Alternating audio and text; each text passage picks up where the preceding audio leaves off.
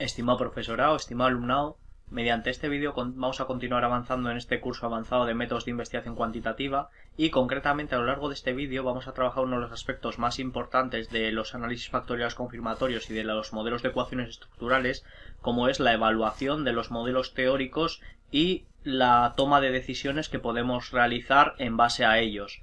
Tenemos que saber que la manera de comprobar la calidad de un determinado modelo teórico es a través de la bondad de ajuste, lo que en inglés se conoce como el model fit.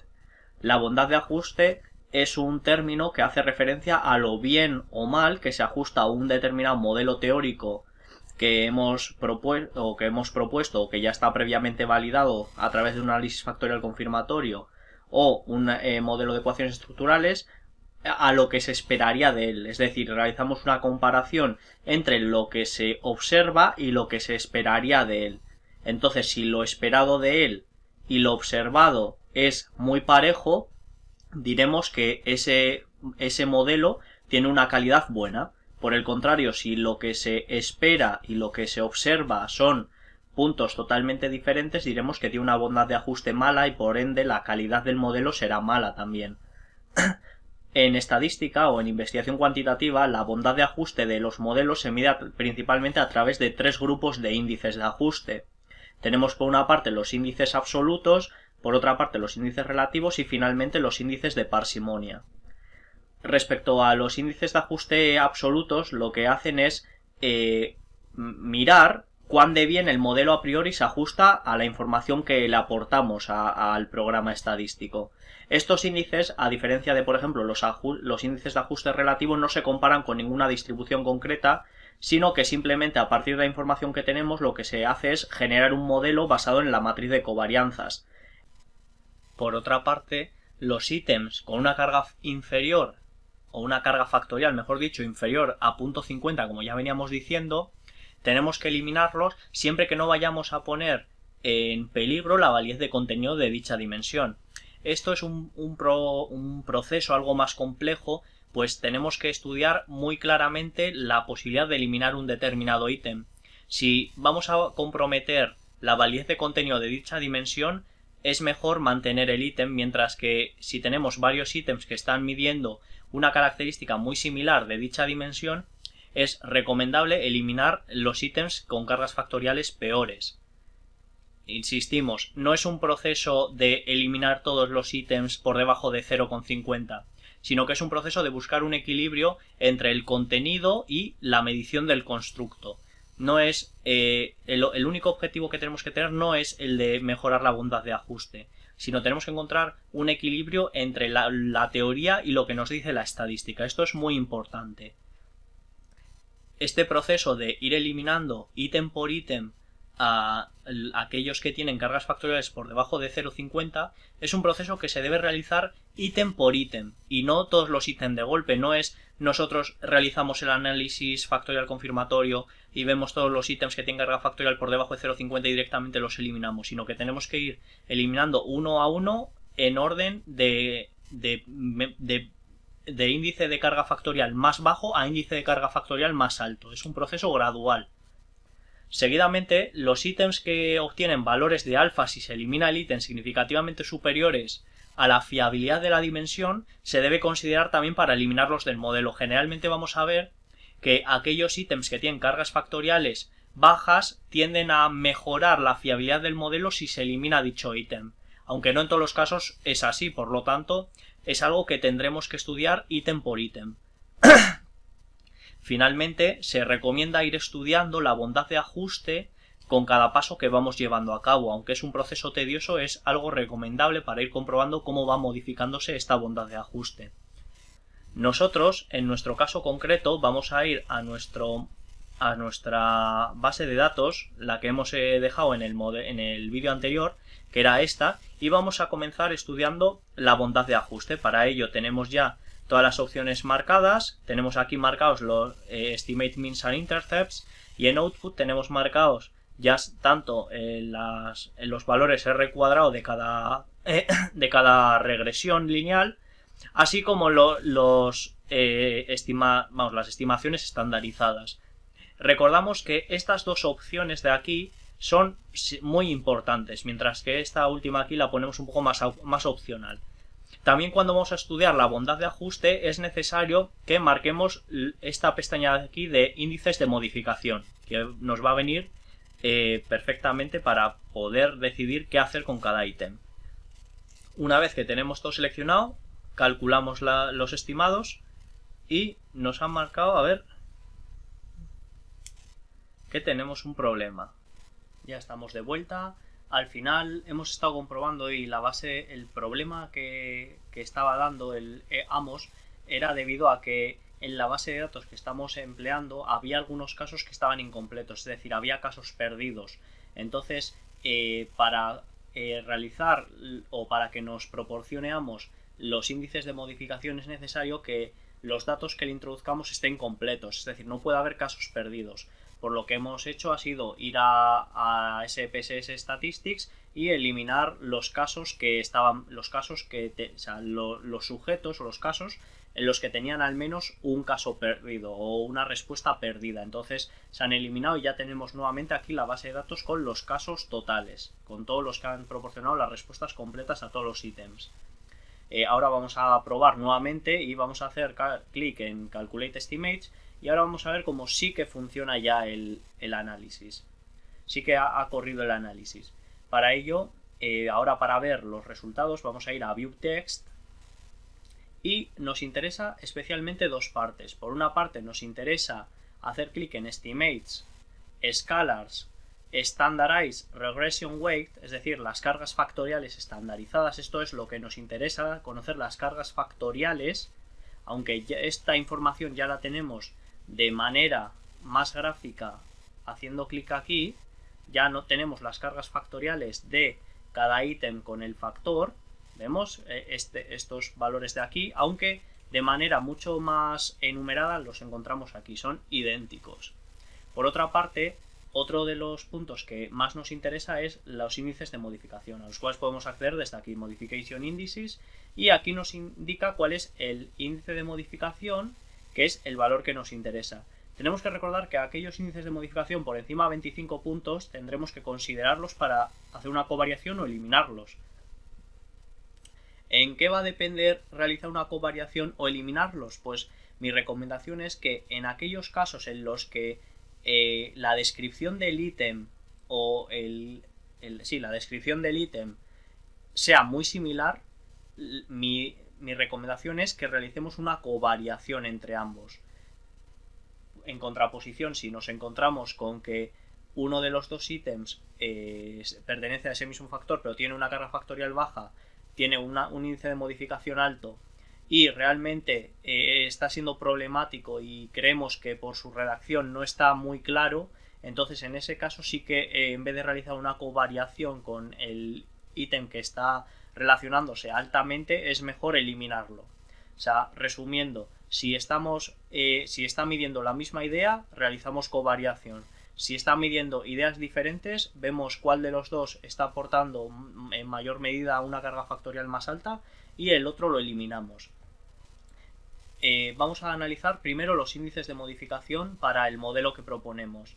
Vemos que aquí ya tenemos algún índice de modificación que está por encima de 0.15. Bueno, no hemos comentado, pero la bondad de ajuste, el model fit, lo tenemos aquí. Igual antes de nada, de comenzar a realizar modificaciones, vamos a estudiar la bondad de ajuste. En este caso vemos que el p-valor es un p-valor estadísticamente significativo. Esto es malo, tendría que haber sido no significativo, aunque ya decíamos que esta prueba de chi cuadrado en muestras grandes es complicado que salga estadísticamente no significativo, por lo que mejor indicador que este p-valor es el chi cuadrado dividido entre los grados de libertad. Decíamos que era positivo siempre que obtuviésemos valores por debajo de 5. Por lo tanto, aquí tenemos un valor de chi cuadrado dividido entre grados de libertad inferior a 5, por lo que por esta parte vamos bien. Seguidamente estudiamos también el RMSA, que es 0,061. Recordamos que valores por debajo de 0,08 eran valores buenos de RMSA, y si quisiésemos estudiar el valor estandarizado del RMR, simplemente abrimos esta pestaña, vamos a Plugins, Standardize RMR y volvemos a correr el análisis. En este caso nos han dado un valor RMR estandarizado de 0,06. Es un poco más alto de el límite que establecemos de 0,05, pero está cerca. Por lo tanto, no descartaríamos que fuese un valor bastante bueno. Volvemos a nuestra tabla y pasando a los índices incrementales o a los índices relativos, vemos que el NFI es de 0,726, el TLI es de 0,778 y el CFI, que es tal vez el índice que más nos interesa, es 0,793. Todos estos valores están por debajo del valor recomendado de 0,9, por lo tanto es un indicio de que hay algunos ítems que pueden mejorarse todavía. Si bajamos aquí abajo del todo, vemos el valor AIC, que nos está dando un valor de 2091,62. Hemos apuntado en una hoja de Word todos estos valores. Bueno, ahora igual los tenemos que modificar porque esto estaba pensado con el modelo anterior, así que rápidamente vamos a modificarlos. Nos ha dado un valor de chi cuadrado dividido entre grados de libertad de esto, RMSA 0,61, NFI 726, TLI 778, CFI 793 y AIC 2091.62. Vamos a guardar esos valores para luego y vamos a comenzar a realizar las modificaciones, ver en qué ítems está fallando este modelo que le proponemos a Amos. Vamos aquí, vamos a ir en primer lugar a estudiar los índices de modificación. Vamos a ir, como hemos dicho, del valor de índice de modificación más alto al más bajo. Aquí tenemos alguno de 73, que de momento es el más alto. 73, 73, aquí tenemos uno de 165, que es una pasada de grande, y creo que de momento ese es el más alto, por lo tanto vamos a comenzar por este de 165. Solamente podemos realizar covariaciones o eliminar ítems en aquellos ítems que pertenecen al mismo factor, es decir, si por ejemplo encontramos un índice de modificación alto entre E5 con E23, en este caso no podríamos realizar una covariación. Las covariaciones se tienen que realizar siempre entre los ítems del mismo factor. Es algo que tenemos que tener en cuenta. En este caso tenemos que E13 con E17 tiene un índice de modificación muy elevado, un índice de modificación de 165. Eso es mucho más por encima del valor de 15 que decimos. Por lo tanto buscamos E13 y E17, que los tenemos aquí. Este es E17 con E13 y tendríamos que ver si realmente está con lo que está contribuyendo. Vemos que E13 está contribuyendo 0,16 y E17 está contribuyendo 0,27. O sea, los dos son valores muy bajos. En este caso, como tienen cargas factoriales muy bajas los dos, lo que vamos a hacer va a ser directamente eliminar estos ítems. Vamos a eliminar el ítem A15 y el ítem de E13, que era este de aquí, si no recuerdo mal. Perfecto. Volvemos a correr el análisis y volvemos a pedirle que nos muestre los índices de modificación. En este caso vamos a buscar algún índice de modificación alto. Aquí tenemos uno de 71. Tenemos por aquí uno de 107, que es muy alto también. Y este es el más alto de momento, el de 107. Vemos que es entre E12 y E16. Vemos que los índices de modificación se realizan en base a los errores, por lo que es algo también a tener en cuenta. E12 y E16 hemos dicho. E12 lo tenemos aquí y E16 lo tenemos aquí. Vamos a ver las cargas factoriales cómo van. De E16 tiene una carga factorial de 0,51, como está por encima de ese 0,50, vamos a decir que es un ítem bastante bueno. Y el otro era E12, si no recuerdo mal, eso es, E12, que tiene una carga factorial de 0,41. En este caso es una carga factorial que está algo por debajo de 0,50, pero no directamente, por eso rechazaríamos el ítem. Aquí tendríamos que estudiar realmente el contenido del ítem y ver si nos renta mantenerlo o eliminarlo. En esta prueba concreta, como no tenemos descripciones de cada ítem, pues ha sido una prueba simplemente de ejemplo. Vamos a realizar una covariación, aunque insistimos en que en la práctica, si vemos que aquellos ítems están midiendo lo mismo, sí que sería recomendable realizar esta covariación, pero si están midiendo cosas diferentes tendríamos que optar por uno de ellos. Marcamos esta covariación y volvemos a correr el análisis.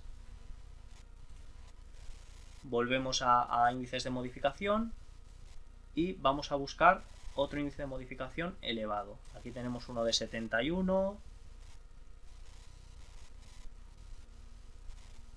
y de momento ese es el más alto, el de 71, que vemos que es entre E28 y E29. Vemos que E28 y E29, vamos a buscarlos, están aquí, E28 y E29, es entre N29 y N30. Por lo tanto, vamos a ver las cargas factoriales. La carga factorial de N29 es 0,71 y la carga factorial de N30 es 0,61. Son cargas factoriales muy buenas, por lo tanto vamos a tener que mantener ambos ítems y la solución directamente en este caso sí que va a ser realizar una covariación entre ambos. Volvemos a correr el análisis y le volvemos a pedir que nos muestre los índices de modificación.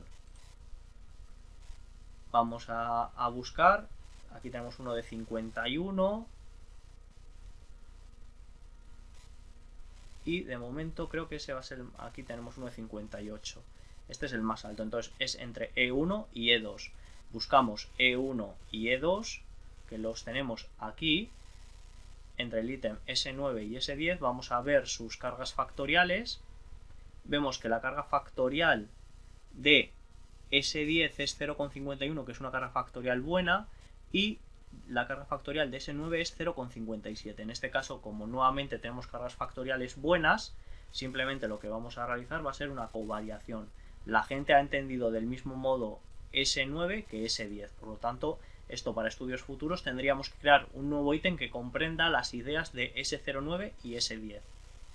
Volvemos a correr el ítem y esto sería un proceso totalmente similar hasta que consiguiésemos unos índices de modificación por debajo de 15. Vemos que ahí tenemos uno de 21, uno de 51. De momento el más alto es ese de 51. Vamos a buscar este 51, que es entre E27 y E28. Por lo tanto, vamos a E27 y E28. Y aquí vemos que vamos a estudiar las cargas factoriales. E27 tiene una carga factorial en N28 de 0,69, lo cual es un ítem bueno por estar encima de 0,50. Y este ítem N29 tiene también una carga factorial buena, por lo tanto, aquí nuevamente vamos a tener que realizar una covariación entre ambos. No podemos eliminar un ítem bueno.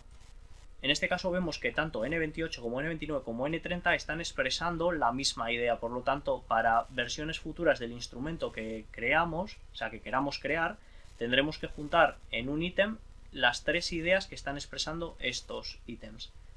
Estos tres ítems están midiendo exactamente la misma idea. Seguimos corriendo el análisis. Vamos a índices de modificación.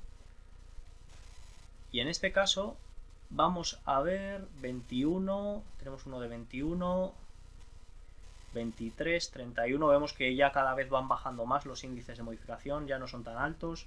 Tenemos uno de 31 y este es el más alto, entonces buscamos este de 31 que es entre E14 y E21. Tenemos E14 que está aquí y E21 que está aquí, pertenece al mismo factor. Vamos a ver las cargas factoriales. E14 tiene una carga factorial muy baja de 0,23 y E11 y E11 y E14 que ya se me ha olvidado. E14 y E21. A ver, E14, vale, E14 tiene una carga factorial baja de 0,48 y bueno, o sea, está ahí al límite. Y E21 tiene una carga factorial de 0,67. Esta está bastante bien. Aquí también nuevamente podríamos realizar una covariación en caso de que considerásemos que ambos ítems están midiendo exactamente lo mismo, E14 y E21. Tenemos E14, vale, bien, 0,48 y E21 0,67. Si considerásemos que están midiendo la misma idea, podríamos realizar una covariación. Si no, tendríamos que eliminar el peor ítem, que en este caso sería E14. O sea, ¿no? Si recordamos mal, a ver, E14 eso es, E14. En caso de que tuviésemos que decantarnos por uno, nos decantaríamos por el otro porque posee una carga factorial más elevada. Entonces, en este caso, como podríamos entender que ambos están midiendo lo mismo, realizamos una covariación de entre E14 y E21 y volvemos a correr el análisis. Vamos a indicarle que no nos muestre esto porque nos está liando un poco. Y de este modo vamos a índices de modificación de nuevo y vemos que ya pocos están por encima de 20 puntos. Vemos uno de 21 y ahí está. Vale, tenemos entre E23 y E25. Entonces vamos a E23 y E25. Vamos a estudiar las cargas factoriales. Vemos que la carga factorial de este ítem T41 es de 0,84 y el de este ítem es 0,79. Estos ítems están excelentes, por lo tanto no podemos eliminar ninguno de los dos.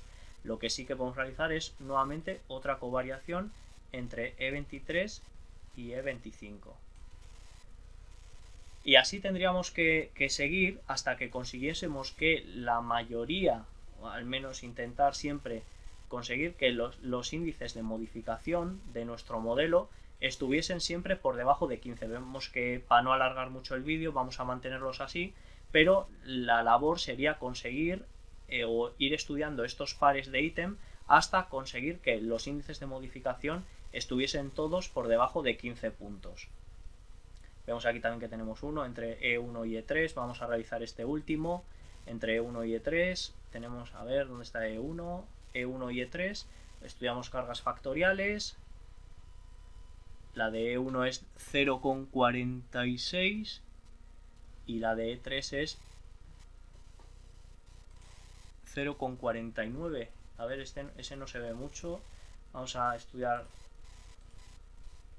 desde aquí. Hemos dicho la S08. S08 tiene una carga factorial. A ver, vamos a poner esto más grande. S08 tiene una carga factorial de 494. Está ahí al límite. No está tan mal. Sí que podríamos realizar una covariación nuevamente entre el ítem 1 y el ítem, o sea, entre los errores 1 y los errores 3. Una vez que hemos realizado estos ajustes, ya directamente veremos que nuestra bondad de ajuste del modelo ha mejorado, habiendo eliminado los ítems que hemos eliminado y habiendo realizado las covariaciones que hemos realizado. Seguidamente lo que vamos a hacer va a ser estudiar las cargas factoriales. Para ello vamos a ir a corremos el análisis y desde aquí, desde la ventana que se nos ha abierto, vamos a ir a Estimates, Scalars, Standardized Regression Weight. Vemos que se recomendaba, según la literatura, que aquellos valores por debajo de 0,5 se considerasen como posibles ítems para ser eliminados. Vamos a ver cuáles son los ítems más problemáticos. Empezando por el ítem más problemático, vemos que nos encontramos con este de aquí, con S06 que tiene 275, aquí tenemos alguno de 235.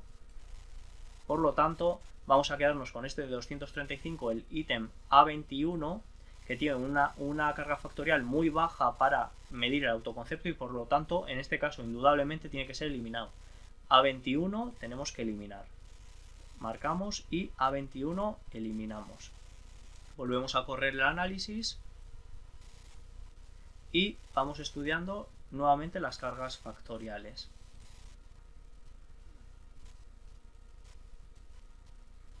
Ahora nos ha dado un error porque tenemos que indicar el parámetro